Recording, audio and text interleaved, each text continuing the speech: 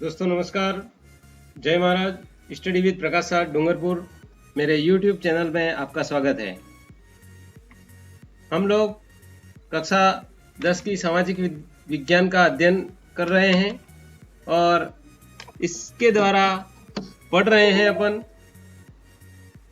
ताकि अपने बोर्ड परीक्षा की तैयारी है वो पूरी हो सके। शुरू करते हैं अपने आज का वीडियो। सामाजिक विज्ञान कक्षा 10 और अध्याय 9 भारतीय कृषि। 3 अंक का प्रश्न आएगा इससे। अति लघुत्तरात्मक या लघुत्तरात्मक प्रश्न। भारतीय कृषि को ऋतुओं के आधार पर कितने भागों में बांटा जा सकता है?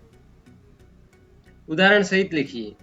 अब भारत की जो कृषि है उसको ऋतुओं के आधार पर कितने भागों में बांटा गया है उसके बारे में तो 3 भागों में इसको बांटा गया है।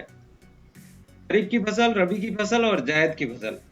ऋतुओं के आधार पर भारतीय कृषि को ये 3 भागों में बांटा गया है। खरीफ की फसल, रबी फसल और जायद फसल। खरीफ की फसल में चावल एवं कपास, गेहूं। रबी की फसल में गेहूं, जौ, चना और जायद की फसल में हरी सब्जी है, चारा है, तरबूज है, ककड़ी है। इनकी जो है कृषि की जाती है। नेक्स्ट है 4 बागायती फसलों के उदाहरण लिखिए। चाय, कॉफी, रबड़, सिंकोना, ये बागायती फसलों में आते हैं। नेक्स्ट है मुद्रादायिनी या औद्योगिक फसलों से क्या तात्पर्य है? ऐसी फसलें जिनका उपयोग उद्योग में कच्चे माल के रूप में किया जाता है। उदाहरण गन्ना, कपास, जूट, तिलहन। ये मुद्रादायिनी फसलें हैं। मुद्रादायिनी फसलें या फिर औद्योगिक फसलें, यानी वे फसलें जिनका उपयोग उद्योगों में कच्चे माल के रूप में किया जाता है, वे मुद्रादायिनी या औद्योगिक फसलें होती हैं और उसमें गन्ना, कपास, जूट और तिलहन है। भारत में चावल की कितनी फसलें ली जाती हैं?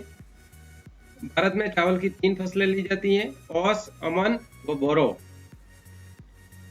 नेक्स्ट क्वेश्चन है कपास उत्पादन 2 राज्यों के नाम लिखो। कपास को उत्पादन करने वाले 2 राज्यों के नाम। गुजरात व महाराष्ट्र ये कपास उत्पादन करते हैं। नेक्स्ट है खाद्यान्न फसलों के 4 उदाहरण लिखो। खाद्यान्न फसलों के चावल, गेहूं, ज्वार, बाजरा और जौ खाद्यान्न फसलों। नेक्स्ट है इस फसल का उपयोग उद्योगों में स्टार्च व ग्लूकोज निर्माण के लिए कच्चे माल के रूप में करते हैं। तो ऐसी फसल जिसका उद्योगों में स्टार्च एवं ग्लूकोज के निर्माण के लिए कच्चे माल के रूप में काम में लेते हैं, ऐसी फसल कौन सी है? मक्का। कौन सी फसल है? मक्का। नेक्स्ट है भारत में सर्वाधिक सरसों उत्पादक राज्य कौन सा है? सर्वाधिक सरसों राजस्थान में उत्पादन होता है। नेक्स्ट है भारत में सर्वाधिक बाजरा उत्पादक राज्य कौन सा है? राजस्थान। नेक्स्ट क्वेश्चन है स्थानांतरित कृषि से क्या तात्पर्य है? स्थानांतरित कृषि। स्थानांतरित कृषि या जमीन कृषि भारत के आदिवासी क्षेत्रों में आदिवासियों द्वारा जंगलों को जलाकर उस स्थान पर कृषि कार्य किया जाता है तथा उस जमीन के अनुपजाऊ हो जाने पर दूसरे स्थान पर जंगल को साफ कर कृषि की जाती है। यानी स्थानांतरित कृषि, स्थानांतरित स्थान का परिवर्तन, जमीन कृषि भी कहते हैं इसको। और भारत के जो आदिवासी क्षेत्र हैं वहां पर आदिवासियों द्वारा जंगलों को जला करके वहां पर इतनी कृषि के लिए भूमि निकाली जाती है और उस स्थान पर कृषि कार्य किया जाता है। उस जमीन के अनुपजाऊ हो जाने पर लगातार वहां पर खेती करते हैं और फिर जब अनुपजाऊ हो जाती है तब दूसरे स्थान पर फिर जंगल को साफ करके कृषि की जाती है। तो ये स्थानांतरित कृषि कहलाती है। नेक्स्ट है भारतीय अर्थव्यवस्था में कृषि का क्या योगदान है? भारतीय अर्थव्यवस्था में कृषि रोजगार का साधन है, सकल घरेलू उत्पादन में सहायक है, विदेशी व्यापार में सहायक है, उद्योगों के लिए कच्चे माल की आपूर्ति होती है इससे। तो भारत में जो कृषि है वो अर्थव्यवस्था में इस प्रकार योगदान देती है। कृषि रोजगार का साधन है, दूसरा सकल घरेलू उत्पाद में सहायक है, विदेशी व्यापार में भी सहायक है और उद्योग के लिए कच्चा माल की आपूर्ति भी होती है। नेक्स्ट है भारत में हरित क्रांति का सर्वाधिक अनुकूल प्रभाव किस फसल पर पड़ा? गेहूं, पर भारत में हरित क्रांति का सर्वाधिक अनुकूल प्रभाव पड़ा। भूमि की उर्वरता बनाने में किन फसलों का योगदान है? भूमि की उर्वरता बढ़ाने वाली फसलें कौन सी हैं? दलहन फसलों का योगदान है, वे भूमि की उर्वरता को बढ़ाती हैं। दलहन, दालें यानी। नेक्स्ट है, गन्ने की उत्पादकता दक्षिण भारत में अधिक क्यों है?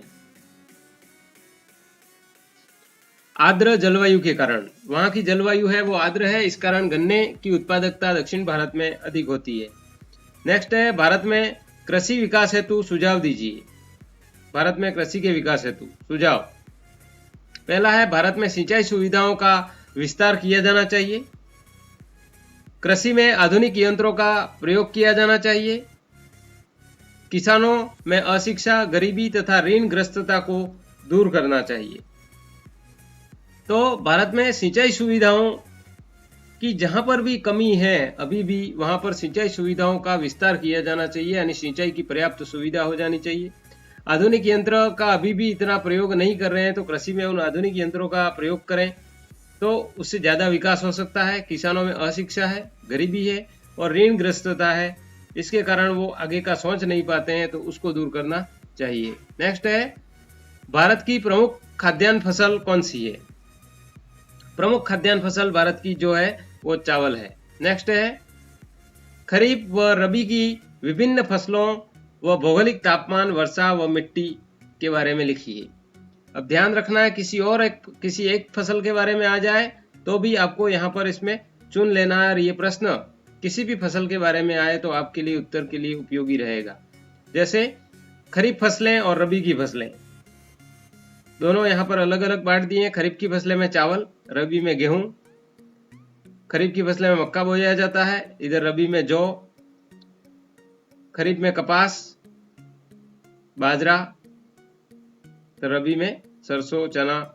तो ध्यान रखना है कि खरीफ की फसलें जो हैं चावल के साथ में मक्का कब बोते हैं वो अपन को ध्यान रखना है, वो खरीफ की फसल है। चावल, मक्का, कपास, बाजरा, मूंगफली, ये खरीफ की फसलें हैं। रबी की फसलें में गेहूं, जौ, चना, सरसों। अब किसी भी फसल का पूछे तो आपको यहाँ पे आगे भौगोलिक उसकी स्थिति, तापमान, वर्षा, मिट्टी के बारे में आगे बता रहे हैं, तो उस फसल के अनुसार लिख देना है। नहीं तो अगर रबी की फसल और खरीफ की फसल के अनुसार पूछे तो भी इस प्रकार लिख देना है। तो खरीफ की फसलें कौन सी हैं? चावल, मक्का, कपास, बाजरा और मूंगफली। और रबी की फसल कौन सी है? गेहूं, जौ, चना, सरसों। तो ये ध्यान रखना है। अब तापमान, औसतन तापमान दोनों के लिए, रबी की फसल हो या खरीफ की फसल के लिए, तो खरीफ की फसल के औसतन तापमान चाहिए वो 100 से 250 डिग्री तापमान चाहिए खरीफ की फसल में, 100 से 250 डिग्री। और रबी की फसल में 180 से 280 डिग्री तक का तापमान चाहिए। रबी की फसल में थोड़ा तापमान ज्यादा तक रहता है, वो ध्यान रखना है, 280 सेंटीग्रेड तक। नेक्स्ट है, खरीफ की फसल में वर्षा 100 सेंटीमीटर से अधिक आवश्यकता होती है और रबी की फसल में 25 से 75 सेंटीमीटर वर्षा की जरूरत पड़ती है। आप जानते हैं चावलों को बहुत ज्यादा अपन सिंचाई में पानी का उपयोग करते हैं, तो यहाँ पर वर्षा 100 सेंटीमीटर से अधिक होनी चाहिए। और गेहूं, जौ, चना, सरसों है उसमें पानी की आवश्यकता कम पड़ती है, तो यहाँ पर वर्षा 25 से 75 सेंटीमीटर चाहिए, ये ध्यान रखना है। नेक्स्ट है मिट्टी। अब मिट्टी में खरीफ की फसल में चिकनी मिट्टी, दोमट या काली मिट्टी। खरीफ की फसल में चिकनी मिट्टी, दोमट मिट्टी या काली मिट्टी में फसल जो है अच्छी पैदावार होती है। और रबी की फसल में मिट्टी है वो हल्की चिकनी व दोमट मिट्टी। तो इस तरीके से आपको रबी की और खरीफ की फसलों में भौगोलिक तापमान, वर्षा एवं मिट्टी के बारे में इस प्रकार आप लिख सकते हैं। दोस्तों, आज का अपना ये वीडियो था भारतीय कृषि के बारे में। आप मेरे फेसबुक पेज पर भी इन वीडियो को लाइक कर सकते हैं। फेसबुक पर सर्च करें study with Prakash sir Dungarpur, वहाँ पर मेरा पेज भी है और ग्रुप भी बना हुआ है, उससे भी आप जुड़ सकते हैं। वीडियो अच्छा लगा हो तो लाइक ज़रूर करें, शेयर करें अपने दोस्तों को और सब्सक्राइब करें। सब्सक्राइब करने के साथ बेल आइकन ज़रूर दबाएं और बेल आइकन के साथ जो है ऑल नोटिफिकेशन पर क्लिक करना नहीं भूलें, क्योंकि ऑल नोटिफिकेशन पर क्लिक करोगे तभी मेरे सभी वीडियो की जानकारी आपको मिलेगी। तो इसलिए घर में बैठे बैठे इस कोरोना महामारी से लड़ें, घर में रहते हुए अपनी पढ़ाई जारी रखें। इसलिए मैं आप लोगों के लिए वीडियो जो है लगातार वीडियो उपलब्ध करा रहा हूँ। घर में रहें, अपना ख्याल रखें, सुरक्षित रहें, स्वस्थ रहें। इन्हीं शुभकामनाओं के साथ में जय हिंद, जय भारत, जय महाराज।